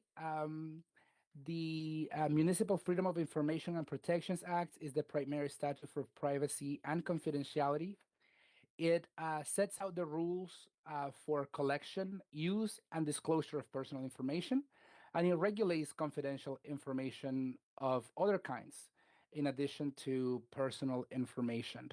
And again, this is where a strong role between a strong separation of roles between council and staff can really help avoid putting council in a very awkward position. Sometimes I tell councils, ask yourself, how much information do I really need? And sometimes that's information that only a staff gets to deal with, not just because there is mistrust, because they also want to protect council from any type of potential liability. And the example that I provide here is tax sales. Nobody wants to tax sale, right? Everybody wants to be able to just get everybody to pay their taxes on time. But unfortunately, you have to go through this unfortunate process to get your money back in taxes. So, do you need to, for example, know that there is a property with a specific roll number that has arrears? Or do you need to know what's the name of that person? What's the address? That information, you probably don't need that information. And there's been cases, and I'm not making these up, in which a council member humbly believed that he was acting in the best interest of their neighbor by saying, hey, making up another name. I'm going to talk about Mary again. Hey, Mary, I am sorry that you're going through financial hardship and that your home is going through tax sale. That puts the municipality at a potential, that may put the municipality in a potential liability because unconsciously you have disclosed information that wasn't necessary. So, but if you only knew what you needed to know and is making decisions on a tax sale of one property and that's it, then the outcome could have been different. I know that there was probably a lot of error in judgment, and there was a lot of lack of judgment there from that counselor somewhere, but it has occurred. I have a question on that, Enrique. Yes. Right? So just to clarify, so when we have a tax sale on the table, and it's coming for that, say there's two properties that have been in arrears, they've gone through all the process, and now the staff wants to put it up for tax sale. What does that information look like that we should be receiving at council table? Right. So there are times in which a staff may provide quite a bit of information, right? I was just using it as an example. Yeah. I'm not sure if staff may provide information that it's, personal information, including the name or address or things of that nature. If you are only being provided the roll number, which typically you would not know what property that is. What the point that I was trying to get across is that may be sufficient information, right, for you to make that call or to make a determination of what you're gonna do with that property. Staff may want to connect with the Ontario Privacy Commissioner that may provide further advice on what type of information they should be releasing to council. However, the council does have an oath, as I mentioned at the very, very beginning of the presentation, to keep information that is presented to them, especially that type of information, typically has to be kept confidentially, and they have a responsibility to not just preserve that information for their own good, but the municipality and the township as a whole. Does that? Okay. Yes, Does that that does. help? Thank you for the Okay. clarification. I No. appreciate it. Go ahead, Councillor Stefano. Yeah, through you, Mayor. I think in my personal view, there's no need for any member of council to know the name, the address, or roll number. What I need to as council, being here 11 years, I just want to know there's two tax arrears happening. This is what the stage at. That's all I want to know, nothing else. And that's, I think, should suffice for any members of council anywhere in Ontario. That's the way I feel. Thank you, Councillor. And as I and through you, Your worship, I agree. At the end of the day, again, staff is also trying to ensure that they do their job at keeping information that it's administrative in nature to themselves. What council takes on that stewardship role and that decision-making role without any type of biases that may arise by knowing information that it's irrelevant to the decision. Correct. Thank you for that statement. I Okay, appreciate it. so just to follow up with that, okay, when the, just on the tax sale, so when the tax sale is the posting that's going to go out for the tax sale, that does not need to come to council then? No.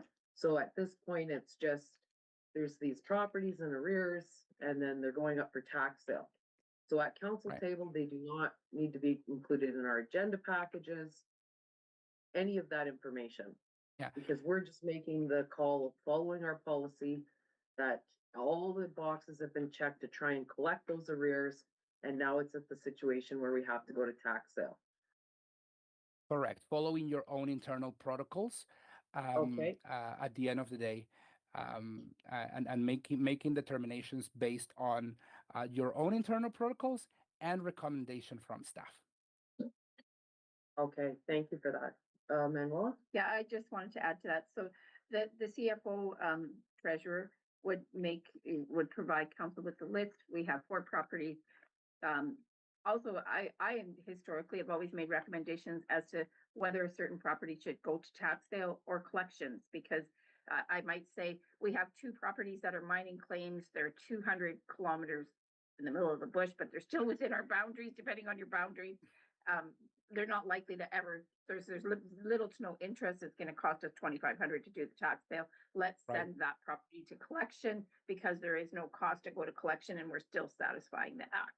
So if there's a likelihood that or a high likelihood that property will not sell, the recommendation, as far as I'm concerned, would be send it to a collection agency. There's avenues in the act that allows them to collect their fees, so there's 0 cost, and let's focus on 3 properties that we're likely to sell. Yeah, and Manuela, you are correct. That's where the recommendation of your staff comes into play, right? Yeah. Because your policies sometimes may not have those clear indications, but your treasurer would know what may be best financially for the municipality, and you'll get to take that into that recommendation into consideration. Thank you. Okay, thank you. Continue. I appreciate that. Thank you. I did it again. Okay. Okay. We were getting too excited into that subject, and then I forgot that I had that. Jennifer told me here what to tell. Okay, so quickly on meetings, you have a very seasoned staff on these matters, but a quick refresher. A municipality must have a procedure bylaw. I already talked about the importance of a procedure bylaw, and the chair of the meeting, in this case, the head of council, and then what the responsibility is in regards to this. It sets out how meetings are being conducted. It's also seen as a transparency and accountability tool, because it sets the expectations for the public of how you're going to be conducting yourself at the meeting, and how decisions are going to be made, how issues are going to be raised at the table. So it sets consistency at the end of the day. If there is something that can come out of this slide, is that your procedure bylaw actually strengthens your accountability and transparency, and it sets out an expectation for consistency. And some municipalities may not utilize their procedure bylaw appropriately, or may say, let's not, let's cancel the procedure bylaw today. And if that happens at the meeting again and again and again, maybe you need to look at your procedure bylaw, because it may not be working. But if it is, great. As I said before, always look into reviewing your policies. They can always be better. Definition of a meeting. Of course, the Municipal Act includes definition of meetings for the purpose of meetings and procedure rules. It's considered any regular, special, or other meeting of council um, where there is quorum of members and members discuss or otherwise deal with matters in a way that materially advances the business of the municipality and local board. I have gotten calls before from council members or from staff or from ratepayers asking me this question, and it's a five word question. Is this a meeting, Enrique? I will never, even if I knew deep inside that it was a meeting or not, I would never be able to tell somebody whether it was a meeting. There is somebody that gets to make determinations on that, and that is your meeting investigator, which is the um, Ontario Ombudsman. But what I do tell some municipalities is that when deciding about whether a gathering is a meeting for the purpose of the meeting rules in the Act, a council may wish to consider the following things. Is the subject matter something traditionally municipal um, or something municipalities make decisions about? How many members are present? Did the attendees take any position or agreed or disagreed on an item of council business? Are municipal resources being used? Are municipal staff present? And what is their role at that time? Is the municipality decision-making process being transparent? How are members participating? In person, email, or teleconference? I actually had a councillor say, emails. Yes, the Ontario Ombudsman has made determinations in the past that that email exchanges between council to have uh, have advanced the business of the municipality. And that's why sometimes the CAO or the clerk may warn council members when sending an email to please take that into consideration and await until a regular meeting or a special meeting of council is held on that specific item in order to ensure accountability and transparency. In addition, it is possible that a gathering of council may be a meeting for the purpose of the meeting rules in the Act, whether or not a gathering. So was it called a meeting? Um, did it follow formal procedures or took place on municipal premises or happens within or outside the municipality?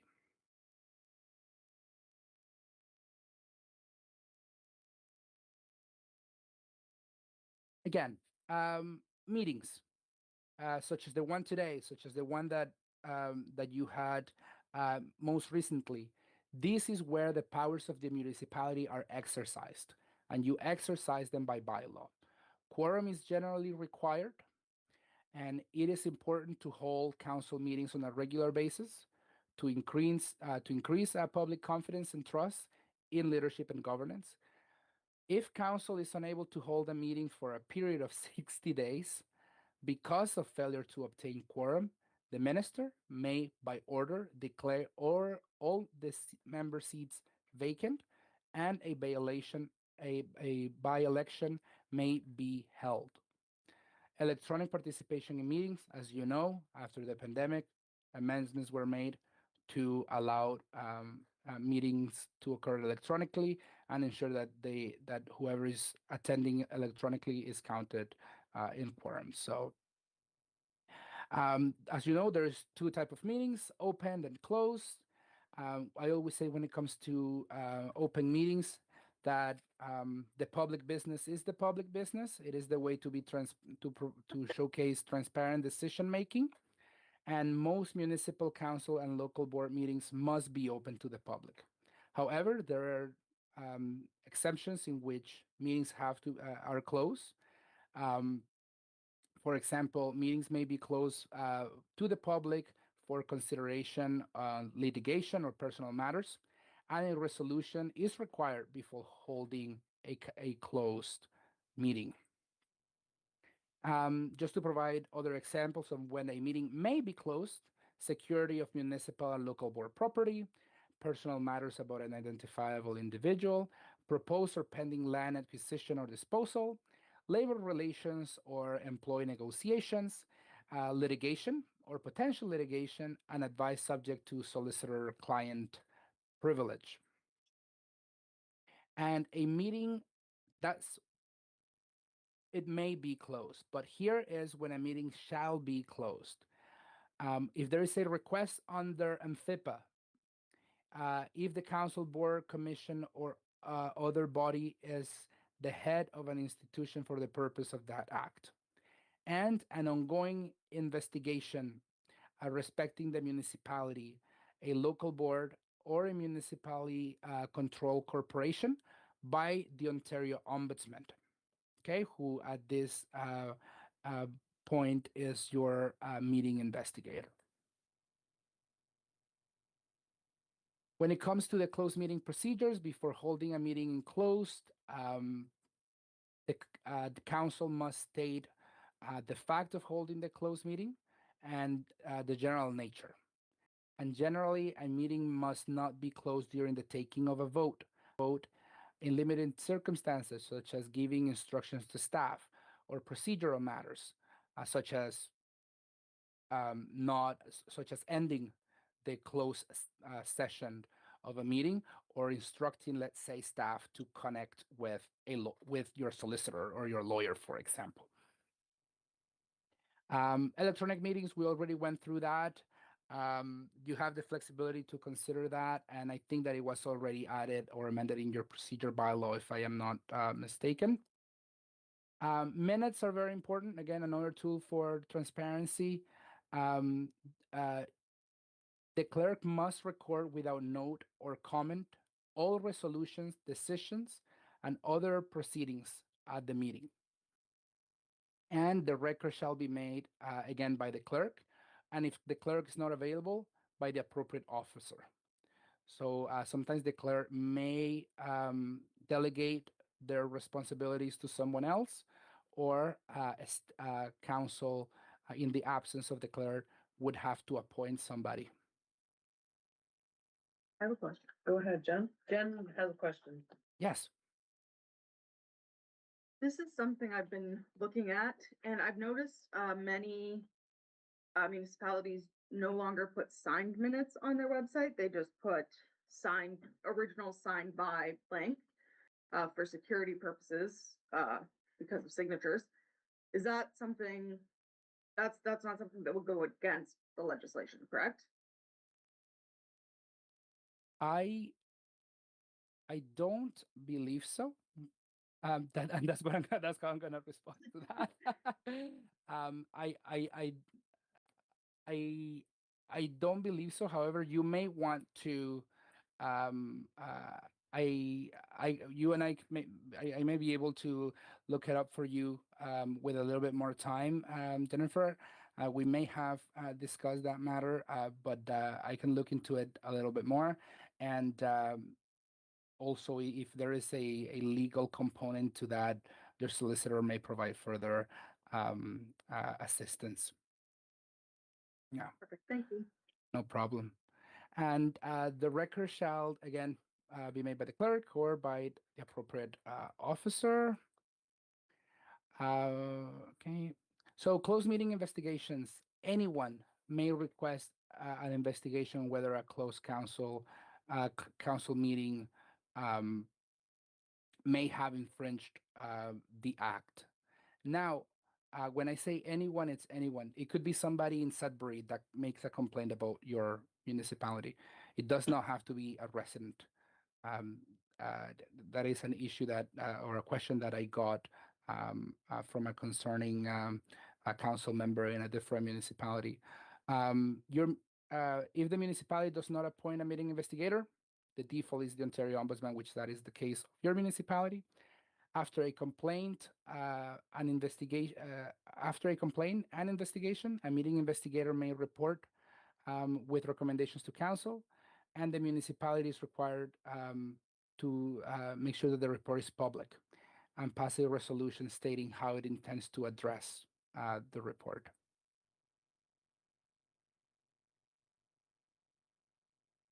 Again, just a quick overview on your role as lawmakers. Municipal bylaws can have a significant impact on residents of the municipality. Your municipality acts by bylaw. I will sometimes get a clarifying a question from a clerk or from the head of council. How can we act on this? The act gives you quite a bit of room and quite a bit of powers. Most of the time, they are exercised by bylaw.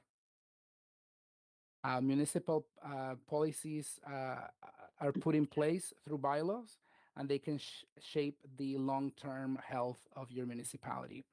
And there are various legal considerations and limitations that you have to take into consideration. These include, the Constitution, of course, the Canadian Charter of Rights and Freedoms, the Human Rights Code, and other key federal and provincial legislation. For your powers, as you know, the Municipal Act and other provincial legislation give municipality a variety of powers. These include natural person powers, broad powers, and specific powers. Given the complexity of municipal powers, duties, and limits, you may wish to seek advice from your solicitor. Natural person powers is the powers that you and me have to hire staff, to enter into agreements with another municipality or with with a private business, and acquiring land and equipment. Your broad powers are subject to certain limits. Governance structure of the municipality, again, accountability and transparency, financial management of the municipalities, public assets of the municipality acquired for the purpose of exercising its authority, economic, social, and environmental well-being, your health and safety and well-being of persons in your municipality, services and things that the municipality is authorized to provide, the protection of persons and property, including consumer protection, animals, structures, including fences and signs, and your ability to provide business licensing. And when it comes to specific powers, they may be described as powers expressively given to municipalities outside of the broad powers. It could also include provisions under the Municipal Act. Some rules are limited and are placed, there's limitations on those powers. For example, a bylaw cannot conflict with federal or provincial statutes or regulations, and broad powers are subject to procedural requirements and other limitations existing in legislation, except where expressly authorized. And of course, a municipality can only exercise these powers within their boundaries.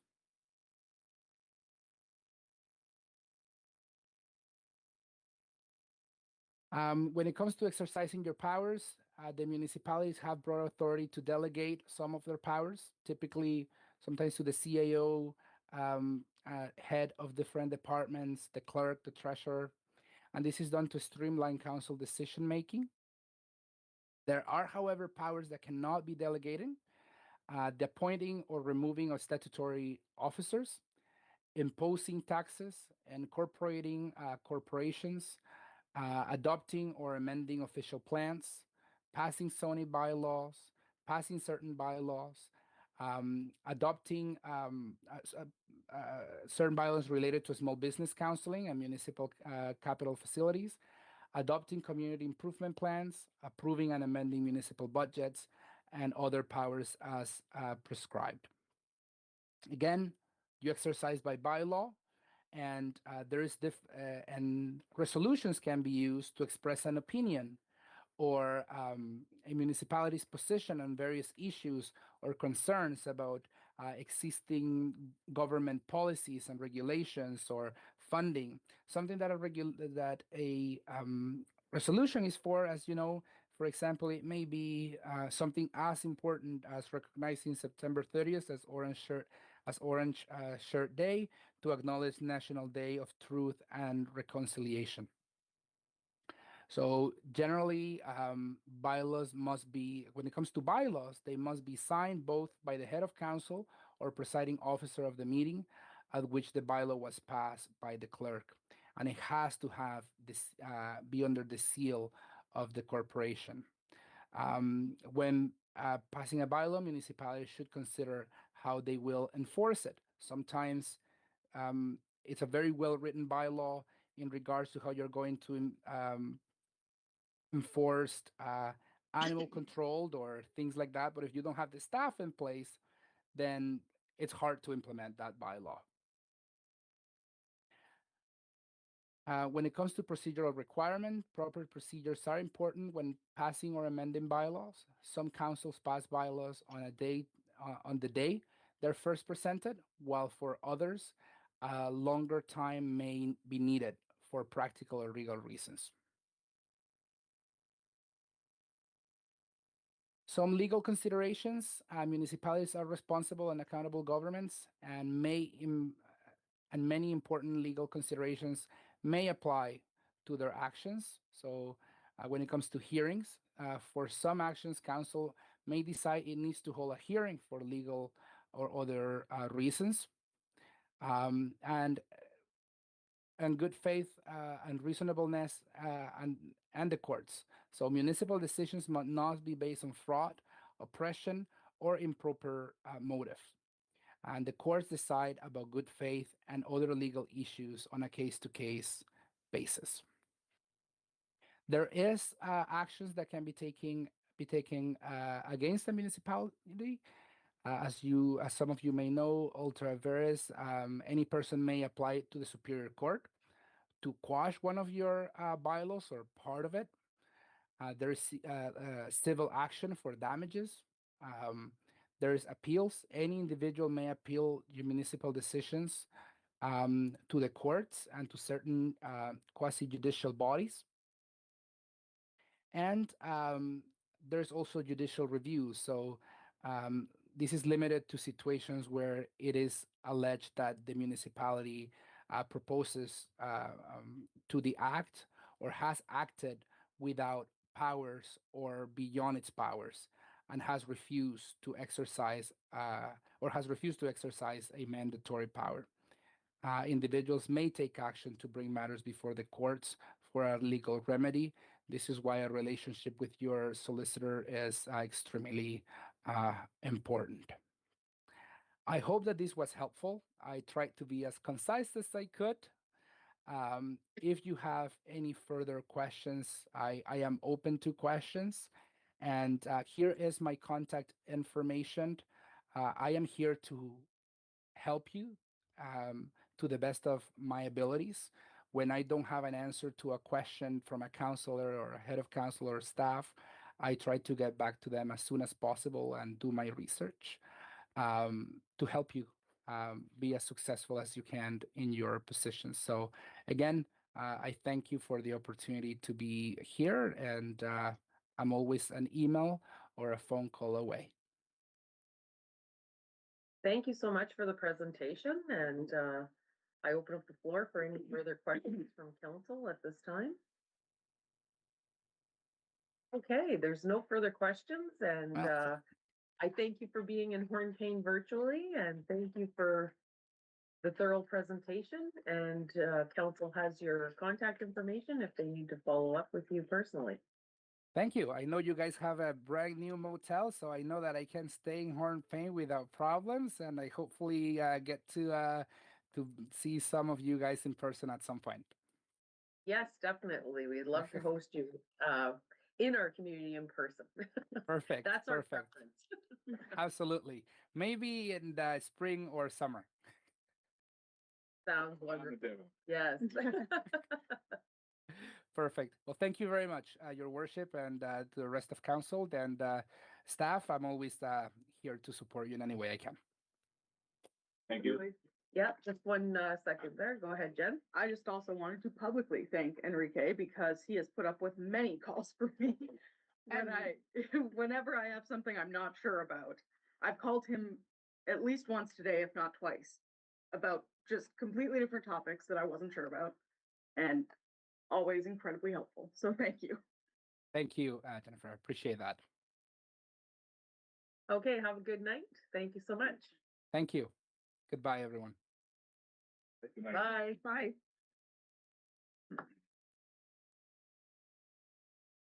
Okay, we do have a motion on the floor to receive the training. If I can get a mover and a seconder, please. Moved by Councillor John Paroff, second by Councillor Peter Kistemaker. Be it resolved that council receive the training from the Ministry of Municipal Affairs and Housing, MMAH. Those in favor? And that is carried. Okay, now we're moving into a closed session. If I can get a mover and a seconder, please. Moved by Councillor Belinda Kistemaker, second by Councillor Peter Kistemaker. Be it resolved that the next portion of the meeting at 8:21 p.m. be closed to the public in order to discuss personal matters about an identifiable individual, including municipal or local board employees, and a proposed or pending acquisition or disposition of land by the municipality pursuant to section 239(2)(b)(c) of the Municipal Act 2000. Those in favor? And that is carried.